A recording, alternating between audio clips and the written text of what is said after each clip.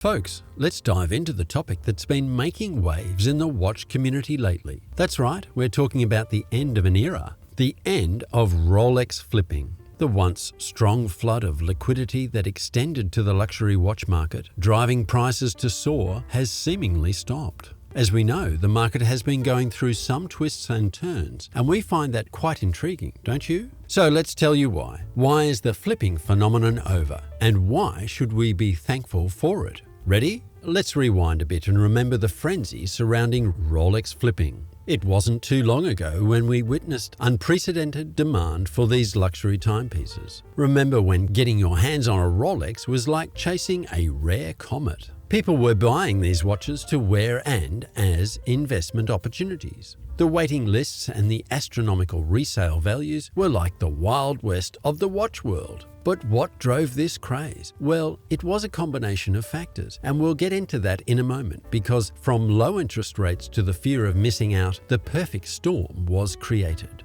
Truth be told, COVID-19 left an impression on just about everyone. It was hard to think of any sector of the populace that wasn't affected somehow. With the pandemic projected to continue for some time, getting the economics of nations and households' budgets back to something recognizable wouldn't be easy. But you see, Rolex was doing quite well. Now, the question is why? First, there was the surging value of gold. You see, it was no secret that Rolex used a lot of higher quality gold to create their watches. You might not have known that gold futures tended to perform well in many types of downward sloping economies.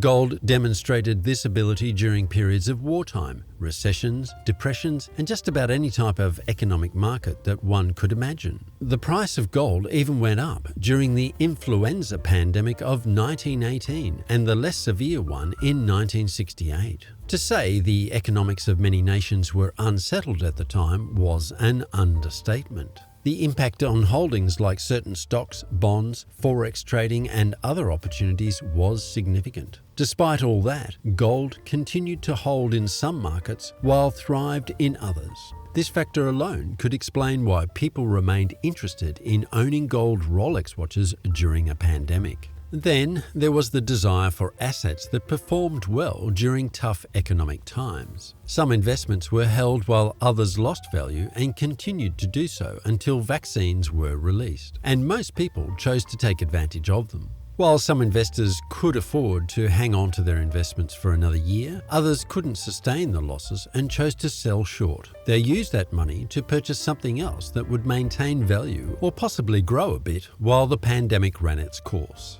Gold jewelry, including gold Rolex watches, fit in with those investors' goals. History indicated the watches would keep their value and incrementally increase in worth over the next year or so. That was much better than watching assets lose value that might or might not return after the current crisis was over. It wasn't just about the history of gold and its proven performance during hard economic times. There was also the perception of gold perpetually being valuable. Gold had this reputation even among those who didn't consider themselves investors. Gold had this reputation. Now consider the perception of the general populace when it came to Rolex. Even people who had never heard of many popular luxury watch brands easily recognized the Rolex name. To them, it stood for quality as well as value.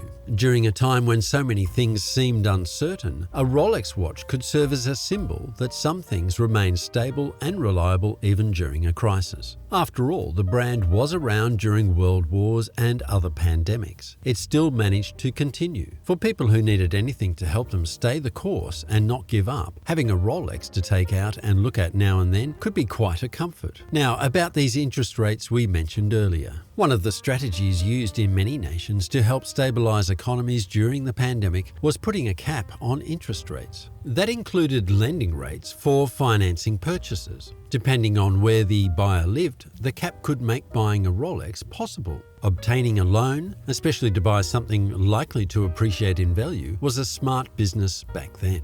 Lenders were likely to consider secured loans used to purchase Rolex watches as being less of a risk. That also meant the interest rates on those loans were likely to be more competitive. For those with the resources to make the deal, it was an excellent time to enter this type of investment. But let's move on. These shifting dynamics during the pandemic were truly extraordinary. The magnitude of the change in consumer behavior mirrored the speed with which it occurred. Wanting to indulge in a little opulence and being unable to do it in person contributed to an unprecedented increase in online purchasing. Consumers rushed to internet marketplaces with the enthusiasm of sailors enjoying shore leave. Demand consequently skyrocketed, especially for luxury items like Rolex watches. There was a double whammy, with production constraints adding to the intensity of demand. To comply with safety procedures, well-known companies like Rolex had to temporarily suspend operations, which only served to increase demand. While each played a role in changing the market, they were only the most obvious manifestations of a far more nuanced and complex reality. Several forces at work underneath the surface were pushing the market into unknown territory. Undoubtedly, fueling the buying frenzy was the fear of missing out. But from an economic standpoint, historically low borrowing rates can be identified as the primary driver behind this disruption. As we've said in past videos, the importance of discussing the current state of historically low interest rates cannot be overstated. As a precaution against a worldwide economic downturn, central banks worldwide have decided to decrease interest rates.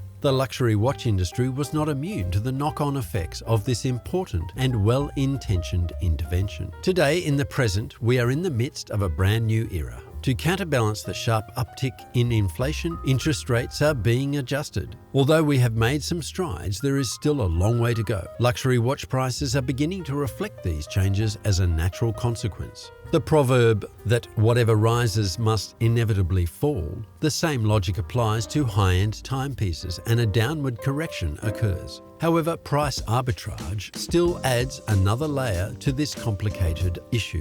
The core idea behind this economic concept is to take advantage of market price differences. Simply put, it's the practice of making a profit by buying an item at a discount in one market and selling it at a premium in another. It's interesting to see how this idea was used in a novel way in the Rolex industry. The major and secondary Rolex watch markets offered essentially the same goods, making them ideal for arbitrage during the epidemic. With their rare promise of growing resale values, Rolex watches have become highly sought-after assets, prompting an increase in waiting lists. One can see this in action by considering the case of a person who buys a Rolex watch from an official retailer at retail price and then resells it in the secondary market, where demand greatly exceeds supply. The gain derives from the price discrepancy between the two markets. As long as secondary market demand holds, this deal is relatively low risk. When Rolex prices begin to fall, however, the story changes. The allure of this investment technique is diminished as safe, low-risk